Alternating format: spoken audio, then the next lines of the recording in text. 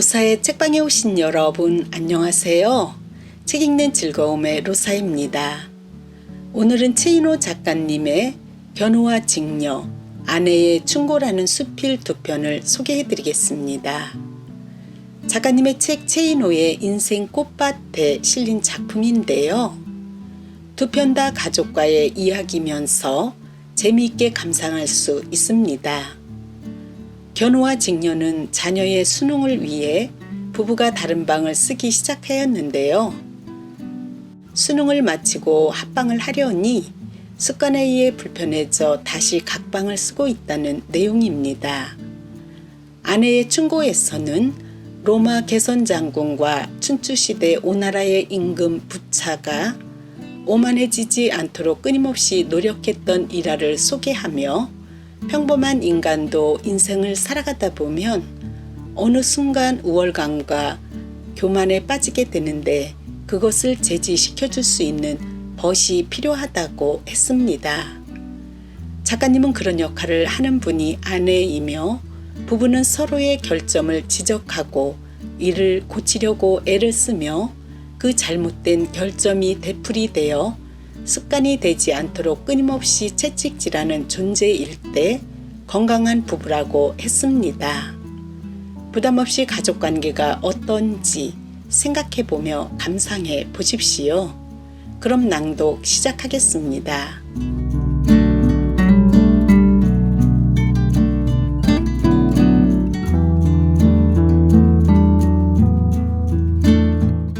견우와 직녀 최인호. 이런 고백을 해도 좋을지는 모르지만 아내와 나는 지금 별거 상태다. 호사가들이 들으면 귀가 번뜩 뜨일지는 몰라도 어쨌든 별거 상태인 것만은 분명하다. 그렇다고 각자 다른 집에 사는 것은 아니지만 각자의 방은 따로 있어 각자 자는 것도 옷을 갈아입는 것도 세수하고 이를 닦는 것도 따로이니 완전히 한 지붕 두 가족인 셈이다. 물론 결혼 초기부터 이랬던 것은 아니었다. 40살 중반이던 1990년대 초까지는 한 방에서 나란히 잠을 잤다. 워낙 내가 잠을 험히 자는 편이고 이불을 둘둘 말아 양다리 사이에 끼고 자는 버릇이 있어 한 이불을 덮고 잠을 자지는 못하더라도 한 방에서 잠을 잤던 것은 사실이다.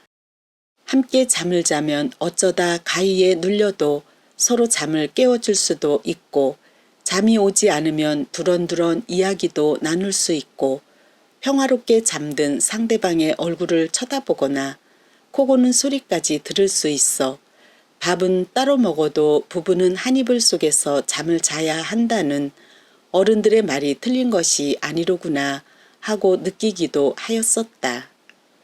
닭살 부부들은 죽을 때까지 800에 하고 잠이 든다는데 아내에게 그런 과잉 친절을 보여준 적은 없지만 어쨌든 부부가 한 방에서 잠을 잔다는 것은 정답고 당연한 일로 받아들여졌던 것이다.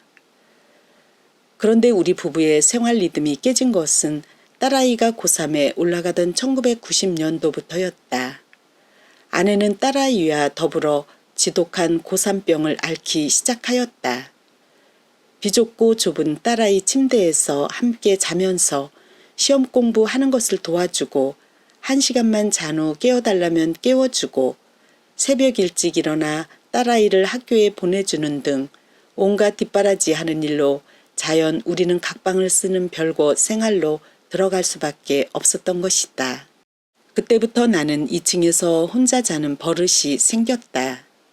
처음에는 자리에 누우면 시베리아 벌판의 이글루 안에서 잠을 청하는 에스키모 같다는 생각이 들어 우라가 치밀고 공연히 이러한 교육제도를 만든 대통령과 교육부 장관 등을 한꺼번에 싸잡아 욕을 해대기도 했었다.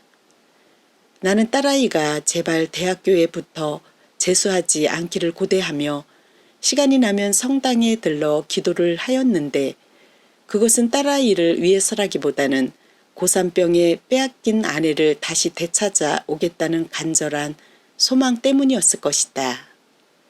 다행히 딸아이는 덜컥 대학에 붙었고 나는 환호작약하면서 대한독립 만세를 외쳤는데 아내는 한층 더 비장한 얼굴로 아직은 연금 생활이 끝난 것이 아니라 보다 본격적인 격리 생활이 시작된다고 선전포고하였다. 환장한 얼굴로 내가 그 이유를 묻자 아내는 도단이가 이제 고의가 되었으니 어쩔 수 없다는 것이었다. 나는 비명을 질렀다. 도단이는 아직 고3이 아니잖아. 이제 겨우 고등학교 2학년이라고. 그러나 아내는 한층 더 치열해진 대학 입시 때문에 2개년 계획도 짧은 것이라고 으름장을 놓기 시작하더니 한술 더 떠서 아래층 소파 위에 총본부를 설치하기 시작하였다. 딸아이와는 같은 여자라 한 침대에서 잠을 잘 수 있었지만 아들 녀석은 남자라 아예 문 앞 소파에 캠프를 설치하였던 것이다. 그 이후부터 아내는 아들 녀석에게만 매달리고 나는 완전히 찬밥이었다. 아들 녀석은 아내의 애인이자 정부이자 새로운 남편이었다. 나는 쓸모없이 버림받은 전 남편이었다. 한 1년간은 울분에 쌓여 신경질을 부리고 짜증을 내곤 하였는데 언제부턴가는 시베리아 벌판에서 혼자서 텔레비전 보고 혼자서 책 보고 혼자서 위스키 마시는 재미에 맛이 들어버렸다. 어쩌다 가위에 눌리기도 하였지만 몸부림 몇 번이면 자연 깨어나곤 했으므로 평화로이 잠든 아내의 얼굴이고 정다운 코고는 소리고 나발이고 오히려 혼자서 이런저런 생각하다가 내 활개를 치면서 잠이 드는 독신 생활이 편해지기 시작하였던 것이다. 아들 녀석도 다행히 제때의 대학에 합격하여 3년간의 연금 생활은 끝났으나 그 이후부터 우리 부부는 서로 약속하지는 않았지만 각자 따로 자기 시작하였다. 처음에는 아내가 남산 같은 곳에서 담요를 들고 다니며 커피를 파는 담요 아줌마처럼 베개와 이불을 들고 2층으로 올라와 합방하였으나 며칠이 지나지 않아서 아내도 나도 한 방에서 서로 잠을 잔다는 게 오히려 불편하다고 느껴졌던 것이다. 그래도 그동안 투정을 부린 것이 있었으므로 나는 아내의 눈치를 살피고 있었는데 아내 역시 내 눈치를 살피는 것 같았다. 그래서 내가 먼저 말하였다. 우리도 방을 따로 씁시다. 옛날에 양반들은 각자 방을 따로 썼어. 만님은 안방을 쓰고 남편은 사랑채를 썼지. 그래서 안방 만님이란 말도 있지 않은가? 그러다 말이야. 뽀뽀할 생각이 있는 밤이면 남편이 이렇게 말하기도 했었지. 오늘 밤은 내가 그리로 가겠소이다. 그러니까 말이야 내가 하고 헛기침을 하면 그것이 바로 그런 신호인 줄 알라고. 그래서 나는 다시 시베리아 벌판으로 나왔고 아내는 2층의 침대에서 잠을 잤다. 그러다가 딸아이가 시집을 가고 방이 비자 완전히 독립해서 별거 상태가 된 것이다. 그렇게 보면 아내와 다른 방을 쓰게 된 것이 벌써 15년 정도가 되어 가는데 3년 전 새 아파트로 이사를 온 직후에는 이 습관이 하마터면 사라질 뻔했었다. 한 침대에서 며칠간 시험 삼아 함께 잠을 자본 것이었다. 그러나 침대 역시 20년 정도 된 고물이어서 아내가 몸을 움직이면 침대가 쿨렁거려서 도저히 깊은 잠에 빠져들 수 없었던 것이다. 아내도 내 눈치를 보고 나도 아내의 눈치를 보다가 마침내 우리는 합의 별거에 도장을 찍은 것이었다. 즉 아내는 거실 오른쪽의 아들 녀석 방에서 잠을 자고 나는 거실 왼쪽의 침대방에서 잠을 자기로 완전 합의를 본 것이었다. 요즘 나는 저녁 6시면 일체의 약속 없이 집으로 돌아가 아내와 둘이서 텔레비전을 보고 과일을 깎아 먹으며 미주알 고주알 많은 얘기를 나눈다. 도대체 딸아들 시집 장가 다 보낸 노부부끼리 무슨 할 얘기가 있겠느냐고 많은 사람들이 의아해하지만 우리 부부는 얘기거리가 궁해본 적이 없다. 그러다가 9시 뉴스가 끝나면 나는 벌떡 일어나며 아내에게 말한다. 나 이제 자러 갑니다. 안방마님. 그러면 아내는 내게 말한다. 좋은 꿈 꾸고 잘 자슈. 나는 거실에 왼쪽으로 방향을 틀어 방문을 열고 옷을 벗은 후 침대에 들어가 눕는다. 어쩌다가 목이 말라 거실로 나아가 냉장고 문을 열고 물을 마실 때면 반대쪽 저편에서 아내의 목소리가 들려온다. 웬일이야? 목이 말라서 물 좀 먹으려고. 어느덧 아내의 침대 옆 책상 위에는 아내가 보는 책들과 손녀 정원이 사진, 정원이가 그린 그림 등 아내만의 고유한 짐들이 늘어난다. 그렇게 보면 우리 부부는 견우와 직녀와도 같다. 견우, 직녀, 설화는 하늘에 떠있는 견우성과 직녀성이 해마다 7월 7석이면 가까워지는 자연 현상에서 유래된 이야기다. 은하수를 사이에 두고 동서로 자리 잡고 있는 견우성과 직녀성은 1년에 한 번 7월 7석에 만난다는 전설이다. 원래 직녀는 옥황상제의 손녀로 소치는 목동인 견우와 혼인하였다. 그러나 이들이 결혼한 뒤 자신의 의무를 게을리 하자 옥황상제는 그벌로 두 사람을 떨어져 살게 하고 1년에 한 번만 만날 수 있게 하였던 것이다.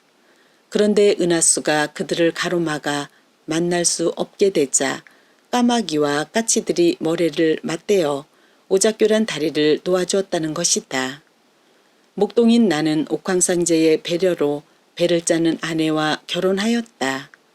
견우와 직녀는 1년에 한 번 서로 만나지만 나와 아내는 매일 아침 은하수에서 서로 만난다. 아내를 만나러 은하수의 거실로 가는 길은 나를 낳은 부모님들과 모든 인연, 나라는 존재를 이루게 한 모든 사람들과 삼라 만상이 합심하여 만들어낸 까마귀의 길이며 아내 역시 나를 만나러 은하수의 거실로 오는 길은 아내를 낳은 그의 조상들과 어디서 무엇이 되어 다시 만날 수 있는 모든 영겁의 인연들이 합심하여 만들어낸 까치의 길인 것이다. 이 오작교의 다리를 지나 매일 아침 나는 은하수에서 아내를 만난다. 기분 좋은 날은 우리 집 거실 창밖으로 칠서구까지 내린다. 언젠가는 우리 부부도 생과 사의 갈림길에서 헤어질 것이다. 그러나 우리 부부는 저렇게 많은 별들 중에 견우성이 직녀를 바라보고 이렇게 많은 사람 중에 직녀가 견우성을 바라보듯 언젠가는 나비와 꽃송이 되어 다시 만나게 될 것이다.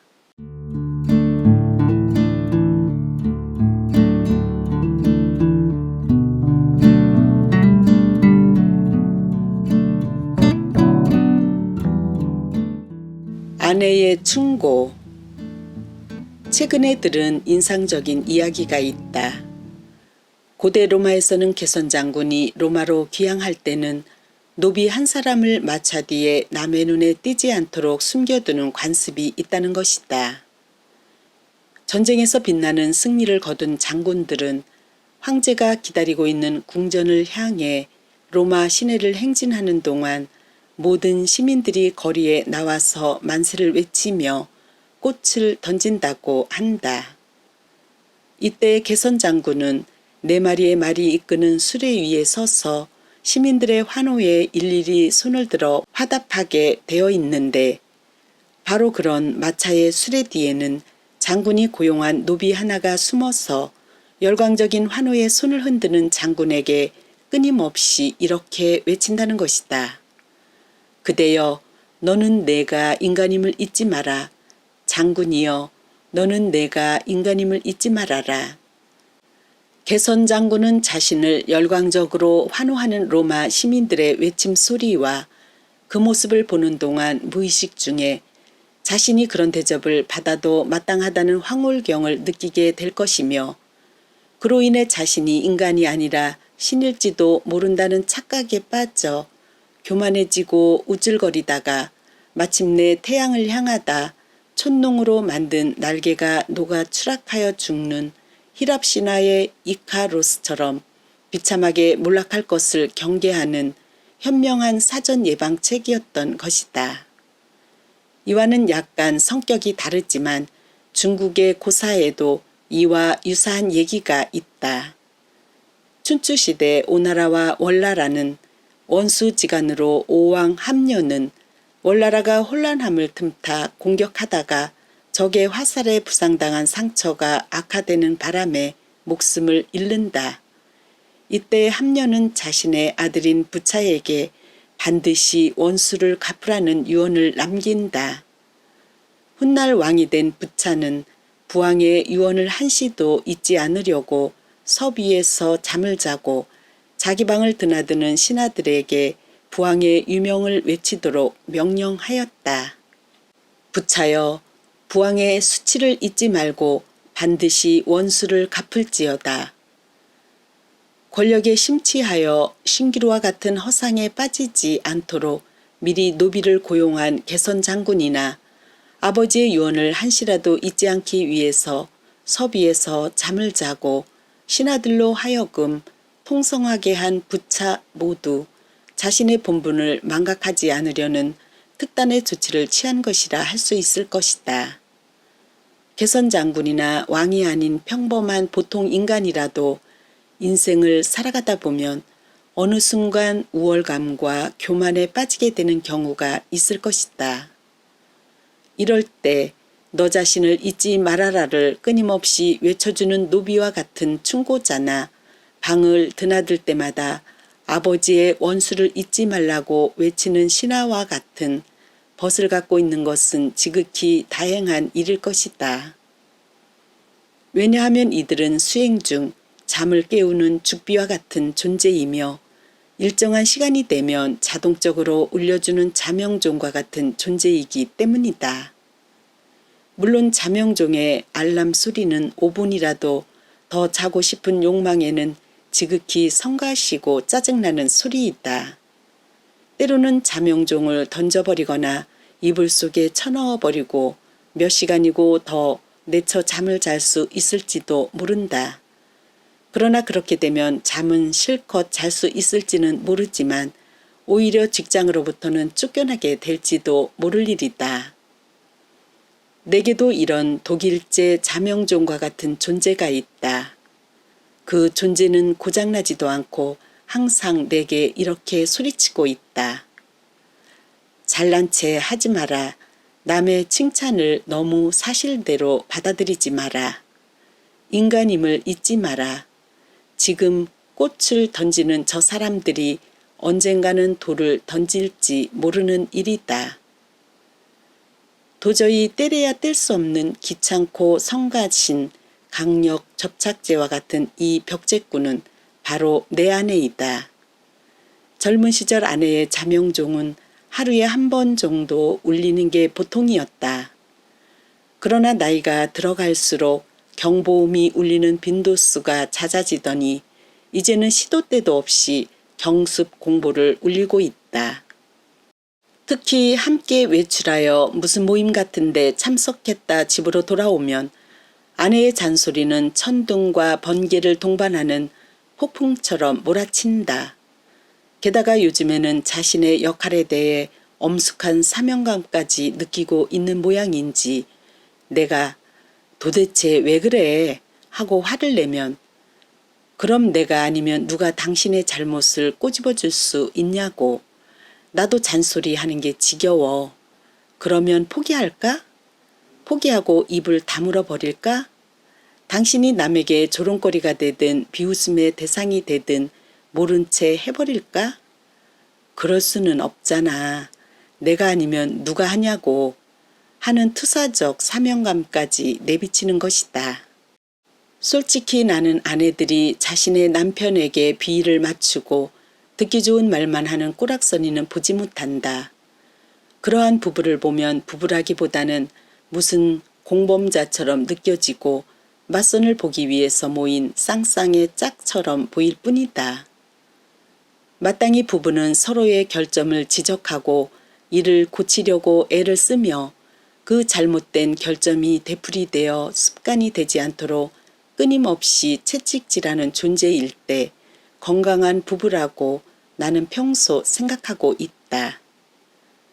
아내의 말대로 가장 무서운 것은 서로 서로의 관심조차 없어서 무풍지대처럼 대화까지 포기하는 것인데, 그것은 그렇다 하더라도 아내의 자명종은 날이 갈수록 날카로워지고 이제는 유관순 누나와 같은 사명감 때문에 더욱더 예리해지는 것이다. 이와 같은 아내의 잔소리는 모든 가정, 전 세계의 모든 가족들 간에서 되풀이되는 모양인지, 아내의 잔소리, 즉 아내의 충고에 관한 속담은 모든 나라에 존재하고 있다. 노르웨이에는 아내의 충고는 가볍게 여겨서는 안 된다. 행복은 아주 작은 도움도 즐겁게 받아들이려 하는 것이다. 라는 속담이 있으며, 스코틀랜드에는 이런 속담도 있다. 아내의 충고는 쓸데없는 것이지만 그것을 받아들이지 않는 남편에게는 재앙이 온다. 그뿐인가, 영국에는 아내의 충고에 관한 재미있는 속담도 있다. 아내의 충고는 대수롭지는 않다. 그러나 그 충고를 받아들이지 않는 남자는 바보다. 당신 아내의 최초의 충고에는 귀를 기울여라. 그러나 두 번째 충고는 듣지 마라. 그러나 솔직히 말해서 나는 아내의 잔소리를 좋아한다. 겉으로는 신경질 내고 듣기 싫어하는 척하지만 아내의 잔소리에서 많은 것을 배우고 깨닫는다.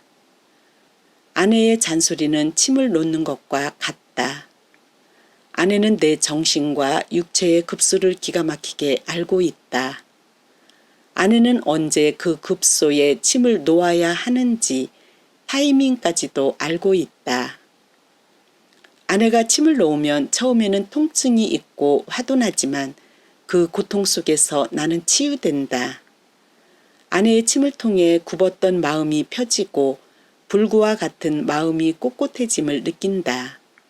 아내의 침이 없다면 나는 무감각의 식물 인간으로 전락해버릴지도 모른다. 때로 아내는 내 정수리에까지 침을 놓는다. 이른바 정문일침이다. 그럴 때 나는 펄펄 뛰지만 시간이 흐르면 아내의 일침이 옳았음을 깨닫는다. 그렇다. 아내는 내게 있어 함께 수레를 타고 인생의 시가행진을 벌이는 동반자이다. 나는 아내가 절대로 포기하지 말고 자신의 역할에 끝까지 충실해 주길 바란다. 그러나 부탁할 것은 제발 결정적일 때 침을 놓아주시지. 수지침 같은 작은 침 따위는 제발 놓아주지 말아주셨으면 하는 것이다. 그리고 침을 놓을 때라도 제발 아프지 않게 살살 놓아주셨으면 하는 것이다. 아이고, 사람 살려. 만님.